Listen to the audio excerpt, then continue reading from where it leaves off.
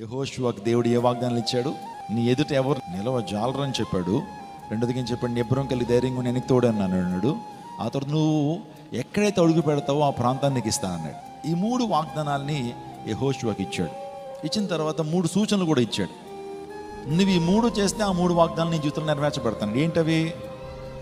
ధర్మశాస్త్రాన్ని నువ్వు ధ్యానం చేయాలి, ధర్మశాస్త్రాన్ని ప్రేమించాలి, ధర్మశాస్త్ర ప్రకారం జీవించాలి. రెండోదిగా ఏంటి? జాగ్రత్తగా ఉండు అన్నాడు. నీ ప్రవర్తన విషయంలో జాగ్రత్తగా ఉండు.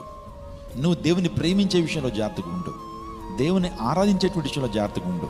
నీ క్యారెక్టర్ విషయంలో జాగ్రత్తగా ఉండు. నీ ప్రవర్తన, ఆ తర్వాత నిష్కలంకమైనటువంటి హృదయాన్ని కలిగి ఉండటానికి, నిందారహితంగా జీవించడానికి నువ్వు జాగ్రత్త కలిగి ఉండు అన్నాడు.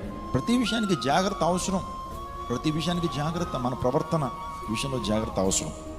ఆ తర్వాత మూడోదిగా అన్నాడు, ఏమన్నాడు? మూడోదిగా ఏమన్నాడు? నిబ్బరం కలిగి ఉండి ముందుకు వెళ్ళు, దేవుడు నీకు తోడుగా ఉంటాడు అని చెప్పి ధైర్యాన్ని ఇచ్చాడు.